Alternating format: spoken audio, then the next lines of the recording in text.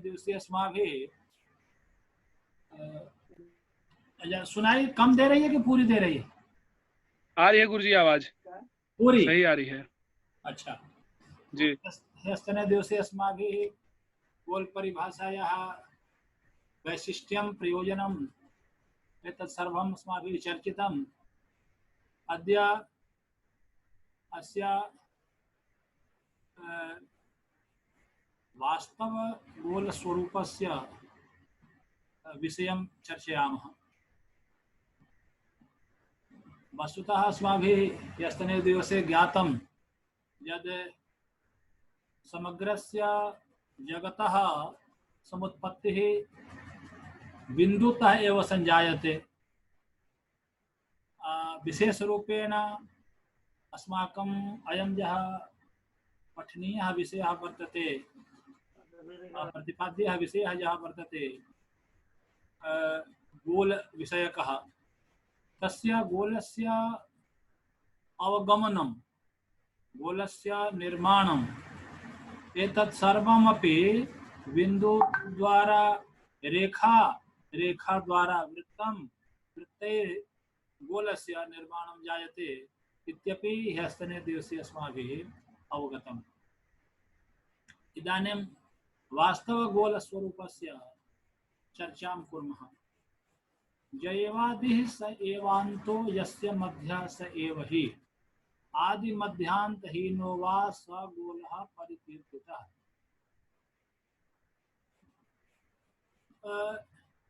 गोलस्य इदं वैशिष्ट्यं भवति यद् गोलस्य या गोले यः बिन्दु आदि भवति स एव कदाचित् अंतिम बिंदु अपि भवितुम् अर्हति, स एव कदाचित् मध्यबिंदु अपि भवति। एवं तत्र फिक्सेशन् नास्ति, तत्र पूर्णरूपेण निर्धारितं किमपि स्थानं न भवति। यद् इदं स्थानम् आदिमं स्थानं वर्तते वा इदं स्थानं मध्यमं स्थानं वर्तते वा इदं स्थानम् अन्तिमं स्थानं वर्तते, एवं निर्धारितं न भवति। तदर्थमेव अत्र लिखितं किं ज एवादिः, जः एव अस्य गोलस्य यास्य वृत्तस्य आदिबिन्दुः भवति, स एव कदाचित् कालान्तरे अन्य उदाहरणे स एव कदाचित् अन्तिमः बिन्दुः अपि भवति। एवं सोऽपि स एव बिन्दुः कदाचित् अन्यस्मिन् प्रसंगे अन्यस्मिन् प्रकरणे मध्यबिन्दुः अपि भवति। ज एवादिः स एव अन्तः, यस्य मध्यः स एव हि, स एव बिन्दुः तस्य मध्यम बिन्दुः अपि उच्यते कदाचित्। अतः आदिमध्यान्तहीनः, यथा मंगलाचरणे अस्माभिः पठितं यद् आदिमध्यान्तहीनाय तस्मै श्री ब्रह्मणे नमः, यथा अस्माभिः पठितं यत् परम ब्रह्मणः स्वरूपं कीदृशम् अस्ति, परम ब्रह्मणः स्वरूपं वर्तते, तस्य आदिः नास्ति, तस्य अन्तिमः बिन्दुः नास्ति, तस्य मध्योऽपि नास्ति, सः अनन्तः वर्तते। अतः विष्णु सहस्रनाम स्तोत्रे अनंत शब्दस्य विष्णुः एकसहस्र नाम्नः तत्र वर्णनं वर्तते स्तोत्ररूपेण, तत्र अनंत शब्दोऽपि वर्तते। अतः आदिमध्यान्तहीनाय तस्मै श्री ब्रह्मणे नमः। आदि मध्य अंत बिंदुतः जहाँ हीनः वर्तते अर्थात अनन्तः वर्तते, सः ब्रह्म पदार्थः। तो तस्य स्वरूपं कीदृशं, तो गोलमयं गोलनिभं वर्तते। स एव विषयः त्रापि अवगन्तव्यः। आदिमध्यान्तहीनः गोलः परिकीर्तितः कथितः वर्तते। अस्मिन् प्रसंगे ब्रह्म स्वरूपं यादृशं वर्तते गोलमयं गोलनिभं, तद्वदेव अस्माकं गोलोऽपि वर्तते। तस्मिन् गोले एव ब्रह्माण्डस्य परिकल्पना कृता विद्यते। तद्वारा समग्रस्य ब्रह्माण्डस्य वर्णनं ब्रह्माण्डान्तर्वर्तिनः यावन्तः ग्रहाः वर्तन्ते नक्षत्राणि सन्ति यावन्तः प्रकाशपिण्डाः वर्तन्ते तेषां समेषां यथा तत्र उल्लेखः वर्तते तद्वदेव परात्पर परम ब्रह्मणि एव सर्वेपि चराचराः तस्मिन्नेव तिष्ठन्ति प्राप्ते काले समुत्पन्नाः भवन्ति एवं प्राप्ते काले तस्मिन्नेव ब्रह्मणि लीनाः अपि भवन्ति तद्वदेव गोले अहोरात्रवृत्तमपि भवति गोलस्य विभागद्वय कर्तृकं वृत्तं जामोत्तरवृत्तं जामोत्तर प्रभेदाभ्यां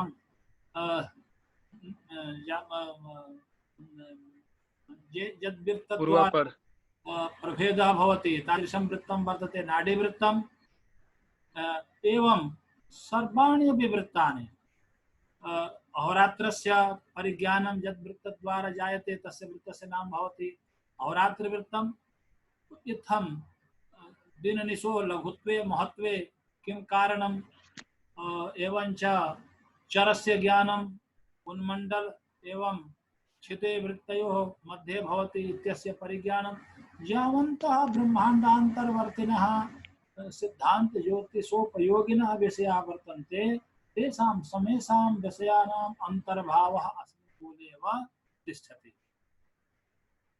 अतः आदिमध्यान्तहीनो वा स गोलः प्रकृतितः अस्ति समग्रस्य जगतः उत्पादकः परात्पर परं ब्रह्म तद्वदेव अस्माकं समग्रस्य ब्रह्माण्डान्तर्वर्तिनः यावन्तः विषयाः वर्तन्ते सिद्धान्त ज्योतिषोपयोगिनः तेषां समेषां विषयाणाम् आधारभूतः अयं गोल एव वर्तते एतदर्थम् आदिमध्यान्तहीनः यः वर्तते सः गोलः कथितः अच्छा तस्मिन् गोले भूदिव्यादि प्रदेशानां भाति गोल इवाकृतिः तस्मिन् गोले भुवः स्थिति वर्तते तस्मिन् गोले समेषां यत्र देवाः तिष्ठन्ति वसन्ति मेरौ सुरसिद्धसंज्ञाः इत्यस्यापि उल्लेखः वर्तते यत्र असुराः तिष्ठन्ति तेषां स्थानस्यापि चर्चा अस्मिन् गोले एव वर्तते तो भूदिव्यादि प्रदेशानां दिव्य प्रदेशानां नाम दिव्यत्वं वर्तते कुत्र यत्र अलौकिकाः जीवाः अलौकिकाः पदार्थाः यत्र तिष्ठन्ति अलौकिक कथनेन देवानाम् असुराणां च अवबोधः भवति तो तेषां समेषां निवासस्थानम् अस्मिन् गोले एव गोलस्य ज्ञानद्वारा एव दिव्य जीवानां ज्ञानं कर्तुं शक्यते भूदिव्यादि प्रदेशानां भाति गोल इवाकृति तेषां समेषां स्थानस्य अवगमनम् अस्य गोलस्य अवगमनेनैव ज्ञातुं शक्यते तस्य स्वरूपं कीदृशम् अस्ति भूदिव्यादि प्रदेशानां स्वरूपं तस्य स्वरूपमपि गोल इव वर्तते गोल इव भाति भाति भाति नाम सुशोभितो भवति अच्छा अखंड मंडलाकारः तद्कर्ता कृत्यते ततः अस्य ब्रह्माण्डस्य कर्ता कः वर्तते अयं यः गोलः वर्तते गोलः किमाकारः गोलः वा गोलस्य तुलना केन पदार्थेन सह कृता विद्यते तो अस्य तुलना ब्रह्माण्डेन सह अस्य तुलना कृता विद्यते तो ब्रह्माण्डः यः वर्तते तस्य स्वरूपं गोलमयं वर्तते तस्य ब्रह्माण्डस्य उत्पादकः परात्पर परं ब्रह्म अतः अस्य कर्ता अखंड मंडलाकारः अस्य कर्ता कीर्त्यते नाम उच्यते अच्छा तदुत्पन्नम् इदं विश्वं बिन्दुगोलमयं यतः तदुत्पन्नम् इदं विश्वं तस्मात् गोलादेव तदुत्पन्नं नाम ब्रह्माण्डात् तत्पदार्थस्य अत्र ब्रह्माण्डस्य बोधकः वर्तते। तत्पदार्थानां ब्रह्माण्डः, तो तत् ब्रह्माण्डात् इदं विश्वम् उत्पन्नम् अस्ति। तत् उत्पन्नम् इदं विश्वं बिंदु गोलमयं यतः। अब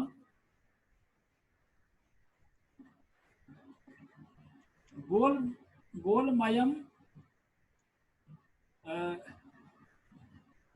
बिंदुः अस्य निर्माणं बिंदुद्वारा एव भवति। अतः बिंदुः स्वरूपमपि लघु गोल रूपेण भवति। तदुत्पन्नम् इदं विश्वं बिंदु गोलमयं यतः।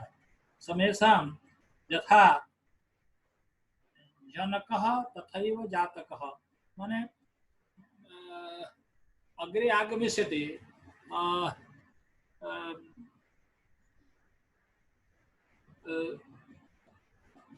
जन्य जनकयोः संबन्धः प्रायः समान एव भवति।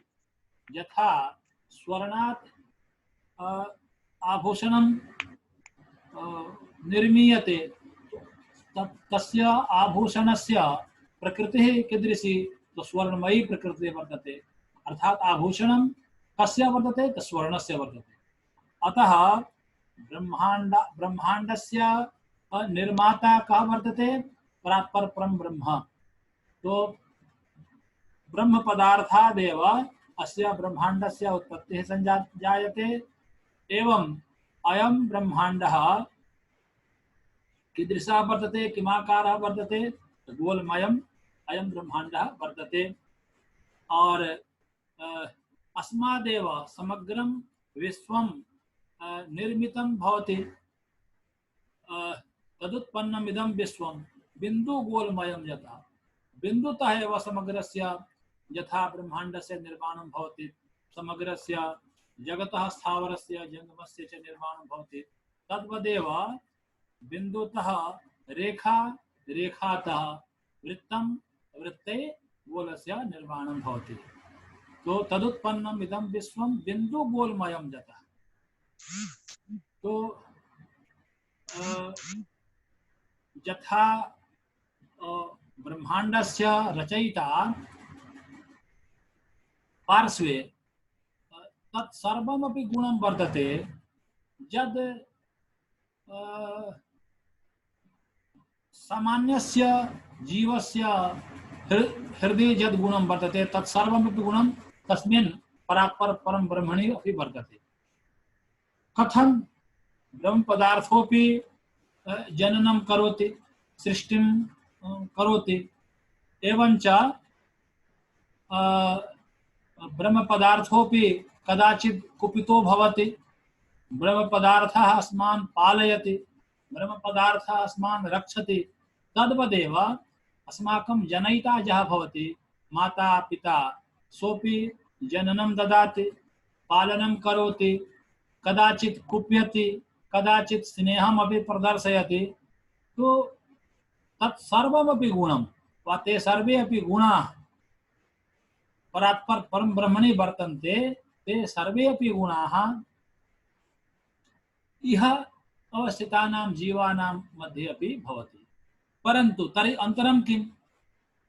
परात्पर ब्रह्म एवं सामान्य जीवयोः मध्ये यदि समता एव वर्तते, तर्हि अन्तरं किं? यद्यपि वेदान्तवादिनः वदन्ति अहं ब्रह्मास्मि, अहं ब्रह्मास्मि, तो अहं ब्रह्मास्मि इत्युक्ते ब्रह्म पदार्थे यावन्तः गुणाः सन्ति ते सर्वे अपि गुणाः मयि अपि वर्तन्ते। अनेन कदाचित् वेदान्तिनः समतां स्वीकुर्वन्ति। तर्हि ब्रह्म पदार्थः यादृशः वर्तते तादृशः मानवः कथं न भवति? तो किञ्चित् अन्तरमस्ति। किम् अन्तरं तत्? तस्मिन् ब्रह्म पदार्थे कर्तुम् अकर्तुम् अन्यथा कर्तुं शक्तिः तिष्ठति। अर्थात् असीम शक्तिः तस्मिन् ब्रह्मणे तिष्ठति। अस्माकं जीवानां मध्ये तादृशी असीम शक्ति न तिष्ठति। अस्माकं काचित् सीमा वर्तते। अस्माभिः कदाचित् जन्म स्वीकुर्मः वयम्, एवं कदाचित् अस्माकं मृत्युः अपि भवति। तो तादृशी स्थितिः ब्रह्मणि नास्ति। सः अनन्तः वर्तते। माने तस्य आदिः नास्ति, तस्य मध्यः नास्ति, तस्य अन्तः नास्ति। तादृशी शक्तिः अस्माकं मध्ये, अस्मासु तादृशी शक्तिः नास्ति।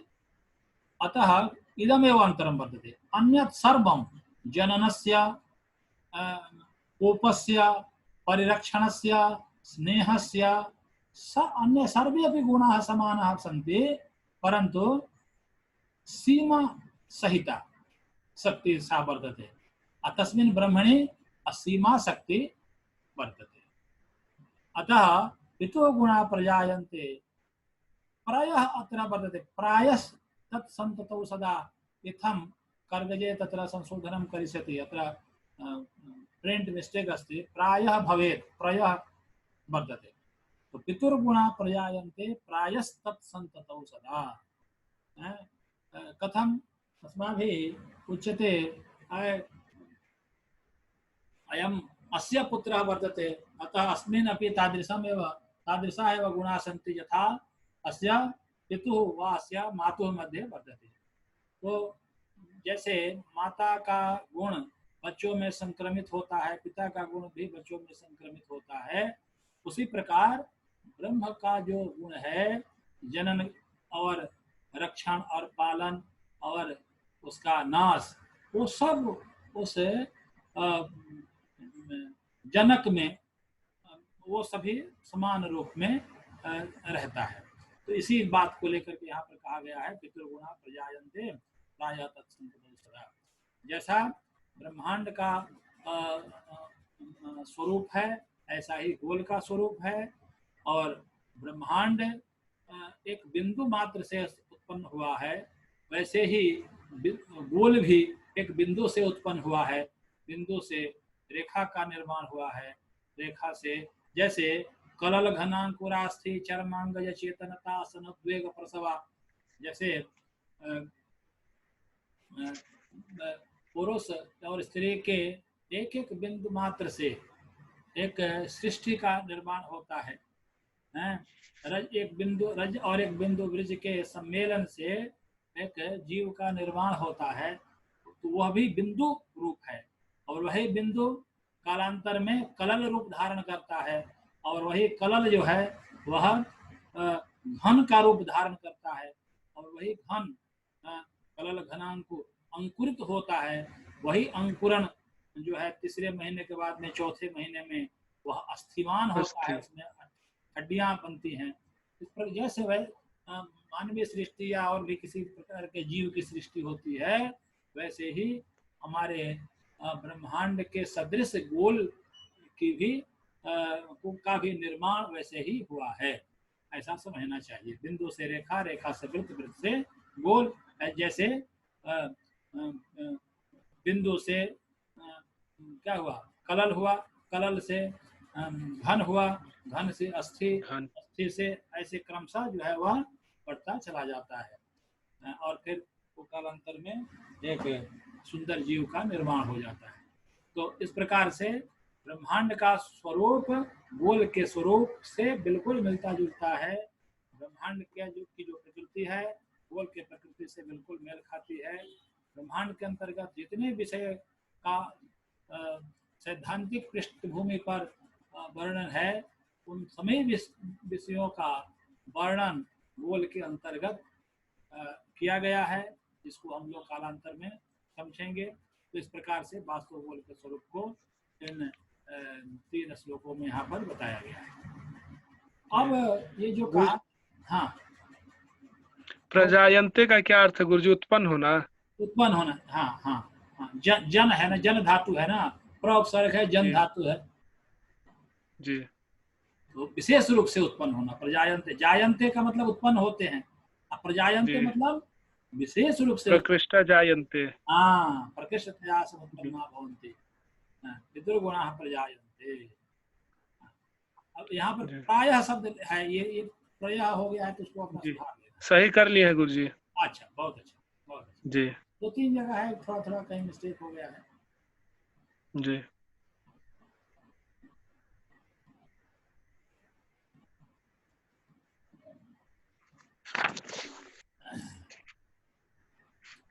अब हम लोगों ने अभी जो चर्चा की कि बिंदु ही सबका मूल है, तो अब जी बिंदु के परिचय को यहाँ पर बताया गया है कि बिंदु किसे कहेंगे, बिंदु का लक्षण जी क्या है, बिंदु की परिभाषा है क्या है। क्योंकि हम कहेंगे कि साहब पंचभूत से हम लोगों के शरीर का निर्माण हुआ है।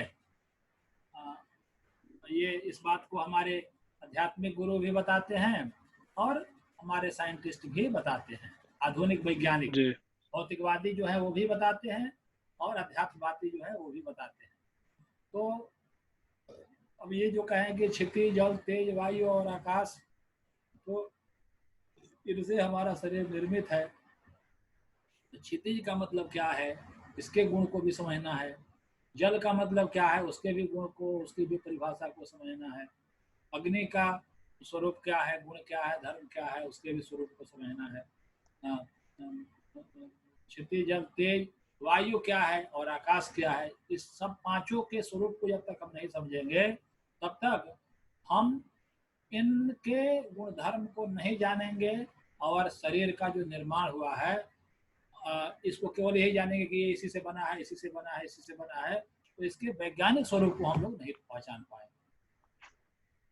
उसी तरह से बिंदु से रेखा का निर्माण हुआ है, रेखा से वृत्त का निर्माण हुआ है, वृत्त से गोल का निर्माण हुआ है। ये पढ़ने में हम लोग पढ़ तो लेंगे, लेकिन यदि ये कहें कि रेखा क्या क्या मतलब है साहब, रेखा किसे कहेंगे, वृत्त किसे कहेंगे, वृत्त का क्या मतलब है, और इन सबका जो उत्पादक है बिंदु पदार्थ, वो बिंदु क्या है, बिंदु की परिभाषा क्या है, बिंदु कथन न किम अवगम्यते। तो यावत् एतेषां समेषां पदार्थानां परिभाषा ज्ञानं न भविष्यति तावद् वयं सम्यक्तया तस्य विषयस्य अवगमनं कर्तुं सर्वथा अक्षमाः भविष्यामः। तो एतदर्थम् आदौ बिन्दोर्लक्षणम्। तो बिन्दोर्लक्षणं बिन्दोः लक्षणविषये अत्र उच्यते यत् अविभाज्योति सूक्ष्मो यः स बिन्दुर्गणितागमे स एव परमाणुश्च कथ्यते तार्किकै जनैः। बिंदु का कीदृशः पदार्थः वर्तते, तो बिंदु पदार्थः अविभाज्यः पदार्थः अस्ति। बिंदु पदार्थः अविभाज्य हाँ अविभाज्यः नाम अस्य विभक्तिकरणं विभाजयितुं द्वाभ्यां त्रिभिः चतुर्भिः एवं प्रभागैः विभक्तुं न शक्यते, विभाजयितुं न शक्यते। बिंदु तादृशः पदार्थः वर्तते। बिंदु ऐसा पदार्थ है जिसको हम पार्ट में, भाग में, प्रभाग में विभक्त नहीं कर सकते हैं। तो ऐसे पदार्थ को बिंदु कहा गया है। इसके लिए पहली परिभाषा ही है यह कि यह अविभाज्य है। बिंदु परिभाषा का, तो बिंदु नाम अविभाज्य कश्चित् पदार्थ विशेषः बिंदु अविभाज्य। अच्छा, तो अनेनापि संतुष्टि न जायते। अविभाज्यः एवं भूतः पदार्थः ज अविभाज्यः। तो यथा ग्लास भवति वा प्रेशर कुकर भवति वा कंप्यूटर भवति वा कश्चित् भौतिक उपकरणं किञ्चित् वर्तते, तो सोपि अविभाज्य। यथा ग्लास वर्तते, तो ग्लास इत्यस्य विभागीकरणं क्रियते चेत् अस्मिन् ग्लास मध्ये अस्य यद् गुणधर्म वर्तते विभागकरणेन तत्सर्वमपि नष्टं भविष्यति। अतः अयं ग्लास यः वर्तते सः ग्लास अविभाज्यः यदि उच्यते तो अविभाज्य अविभाज्ये ग्लास पदार्थे अस्य भागः अस्य भागं कर्तुं तु शक्यते, परन्तु भागं कर्तुं शक्यते चेत् अस्मिन् यद् गुणं तिष्ठति, अविभाज्ये ग्लासे यद् गुणं तिष्ठति तद् गुणं तदा न तिष्ठति। माने इस ग्लास को भी हम अविभाज्य कह सकते हैं कि यह अविभाज्य ग्लास है। तो कहेंगे कि नहीं, तो इसको हम फोड़ सकते हैं, फोड़ को 2 भाग में कर देंगे साहब, 3 भाग कर देंगे, 4 भाग कर देंगे, तब तो ये अविभाज्य नहीं रहेगा। तो कहेंगे हाँ साहब ठीक है, आप फोड़ करके इसको 3 भाग, 4 भाग, 100 भाग कर सकते हैं। तो 100 भाग कर देंगे, 100 टुकड़े में इसको कर देंगे, तो ग्लास में जो गुणधर्म है वह गुणधर्म तो 100वें भाग, ग्लास के 100वें भाग में वो नहीं रहेगा, क्योंकि ग्लास का यह गुणधर्म है कि इसमें हम पानी रख सकते हैं, दूध रख सकते हैं, जूस रख सकते हैं, कुछ भी पेय पदार्थ रख सकते हैं, अपेय पदार्थ भी, ठोस पदार्थ भी रख सकते हैं। तो वो जो 100वां ग्लास का जो 100वां भाग है, वो जो 100वां भाग है, इसको तोड़ने के बाद में वो उसमें जो गुणधर्म है वो गुणधर्म इसमें नहीं होगा। तो वैसे बिंदु जो है, बिंदु को हम अविभाज्य कहे हैं बिंदु को, तो बिंदु अविभाज्य है।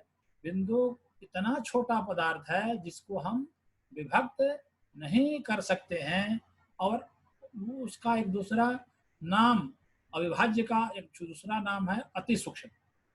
अविभाज्य अति सूक्ष्म, वो जो अविभाज्य पदार्थ है, ग्लास तो जी अति सूक्ष्म नहीं है, ग्लास तो 100 टुकड़ा कर दिया, 100 टुकड़ा करने के बाद में हम ये पाते हैं कि जो गिलास में गुणधर्म था वो 100 टुकड़े वाले भाग में नहीं है।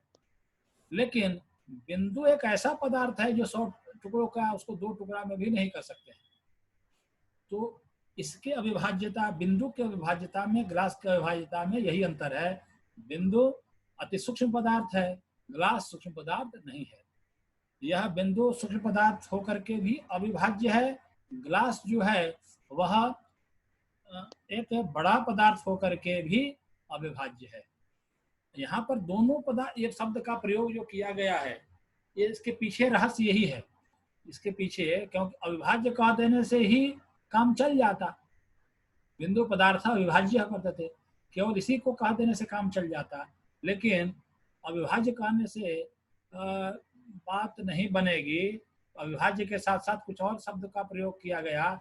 इसलिए किया गया कि ग्लास को अविभाज्य हम कह देते हैं और फिर हम उसको भाग 10-20 भाग, 100 भाग कर देते हैं, तो वहां पर अविभाज्यता तो इसकी खत्म हो जाती है।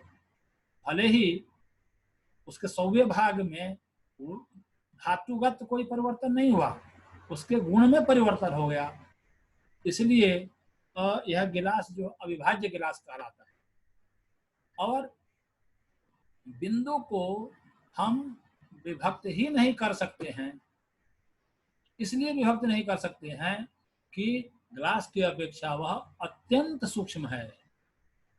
ग्लास का 100वां भाग से भी, माने इतनी बड़ी संख्या जिससे अधिक संख्या नहीं हो सकती है, वैसे परिमाण को अविभाज्य यहाँ कहा गया है और उसको अति सूक्ष्म कहा गया है। तो बिंदु के लिए यहाँ पर अविभाज्य शब्द का प्रयोग किया गया और सूक्ष्म पदार्थ का, सूक्ष्म शब्द का प्रयोग किया गया। अविभाज्य और अति सूक्ष्म सह बिंदु गणितागमे स एव परमाणुश्च कथते तार्किकै जनैः सह बिंदु परमाणु रूपः वर्तते। और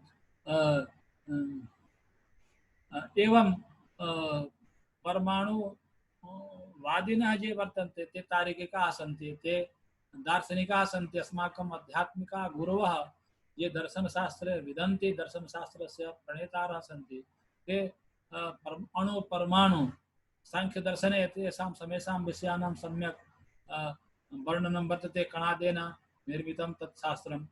तो परमाणु तार्किकाः ये दार्शनिकाः सन्ति, ते तम बिंदुं परमाणु रूपेण स्वीकुर्वन्ति। एवं तथा वेदान्तिभिर्विश्वोत्पादक परमेश्वरः वेदान्तिभिः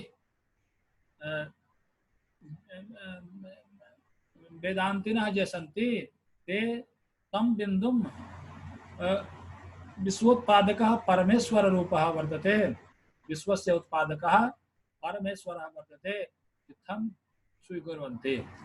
व्यापकोऽपि मनुष्याणाम् अदृश्यश्चर्मचक्षुषा। तस्मादेव बिन्दुद्वारा समग्रस्य विश्वस्य उत्पत्तिर्भवति वा स एव बिन्दुः परमेश्वररूपः वर्तते यस्मात् समग्रं जगत् उत्पन्नं भवति। इत्थं केषां कल्पना अस्ति? इत्थं कल्पना अस्ति वेदान्तिनां। तो वेदान्तिनः विश्वोत्पादकः स एव बिन्दुः वर्तते, स एव बिन्दुः परमेश्वररूपः वर्तते यत् समग्रस्य जगतस्य जगतः निर्मातृरूपेण अस्माकं समक्षे तिष्ठति। व्यापकोऽपि मनुष्याणाम् अदृश्यश्चर्मचक्षुषा। अयं व्यापकः मनुष्याणां व्यापकः वर्तते। अत्र संदेहः भवति, यदि यहाँ पर कोई कहता है कि साहब मनुष्य के शरीर में या जीव के शरीर में कोई भी 84 लाख जीवों में से कोई भी जीव को ले लीजिए और उस जीव में पूछिए कि यदि बिंदु इस जीव का सर्जक है तो कहाँ हम उस बिंदु को ढूंढें। हम मानवीय सृष्टि में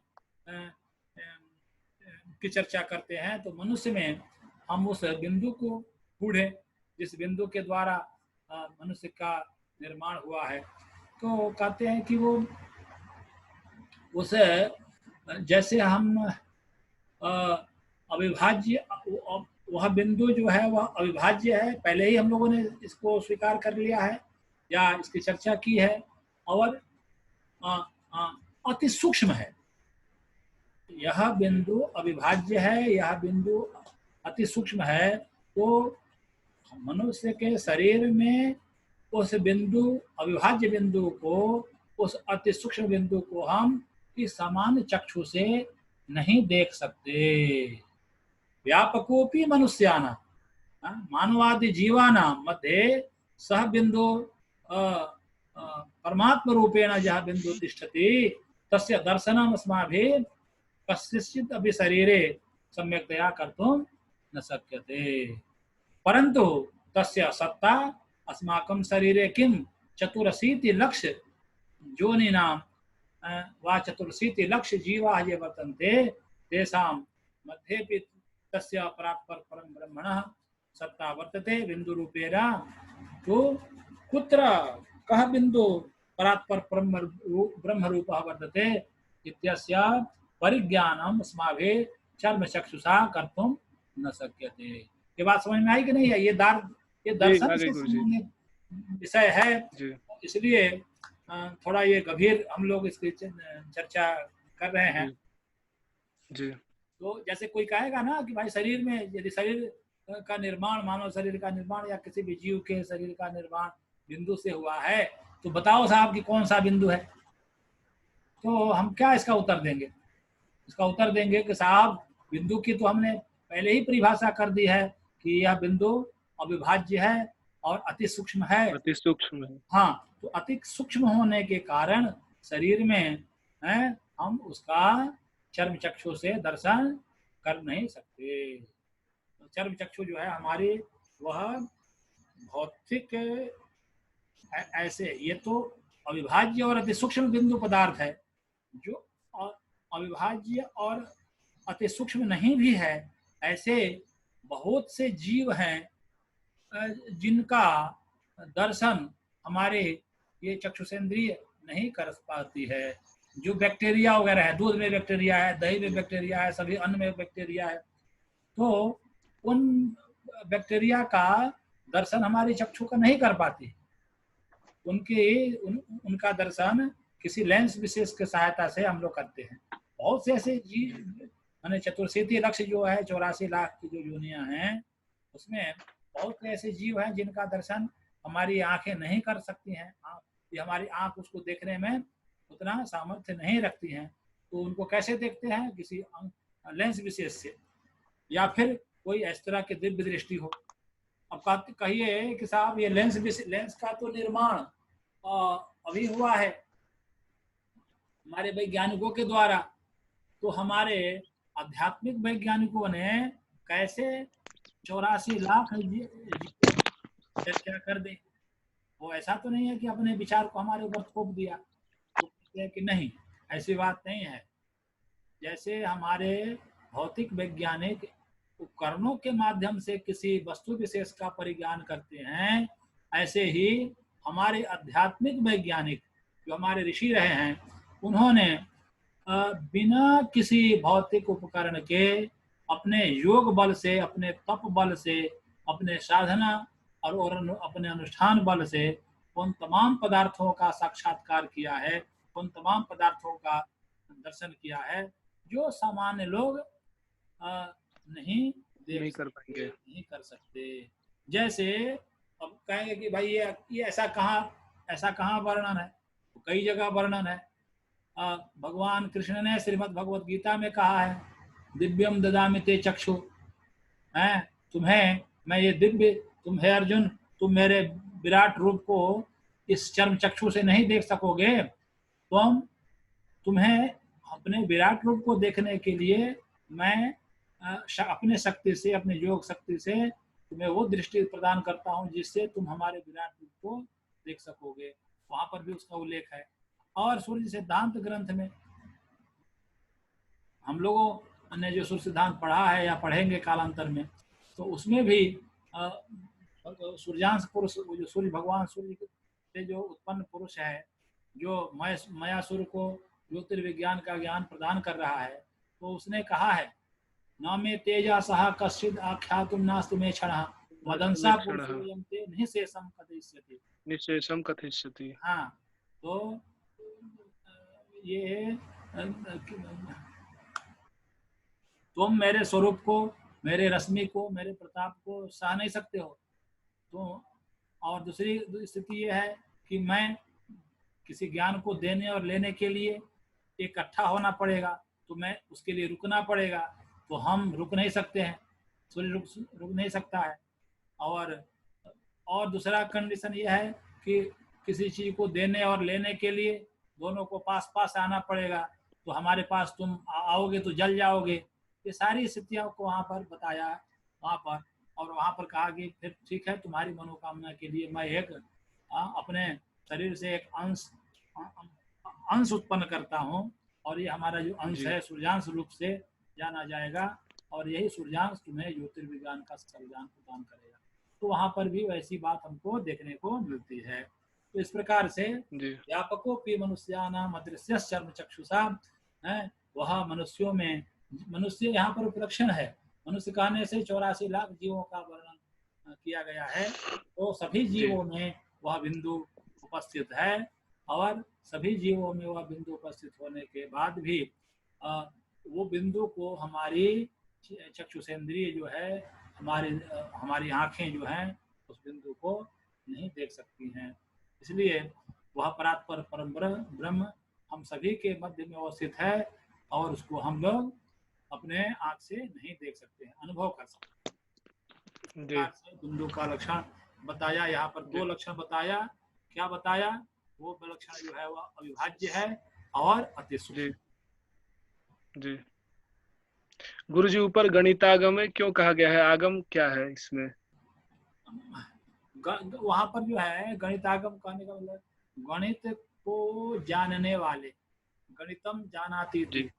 हाँ जी। जो वहां पर यह है कि अविभाज्योत सूक्ष्मो जह स बिंदु गणितागम, मान पर उसका 2 अर्थ कर सकते हैं।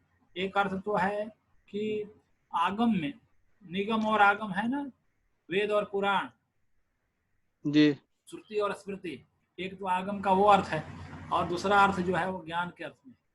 तो गणित जो जानने वाले लोग हैं, उसको उसमें, उस गणितागम में, गणित भी जो है वो ऐसा थोड़ी है कि भौतिक विज्ञान है, यह विज्ञान जो है गणित विज्ञान, यह आगम से इसकी यात्रा हुई है, आगम से यह प्रकट हुआ है। तो इस प्रकार से उस आगम में, गणित आगम में यह बिंदु जो है वह अति सूक्ष्म कहा गया है और अविभाज्य कहा गया है। गणितागम का जी। वह अभिप्राय है। ठीक है, जी। और कुछ है? नहीं गुरुजी, ठीक है, आज के लिए इतना ही। आज चल, तो ऐसे जी। ही कुछ करते हुए हम लोग जी। इस तरह कर लेंगे। ठीक है, और उसको भी कहना जी। कि वो भी जी। आएगा, हालांकि उसका तो पढ़ा हुआ है, और जी। इसके पढ़ने के बाद में वो अपना वो भी विषय पढ़ लेंगे। ठीक है, अस्तु जी। अध्याय। ठीक है गुरुजी, प्रणाम। हाँ, वर्धता वर्धता। जी, प्रणाम। जय। जी।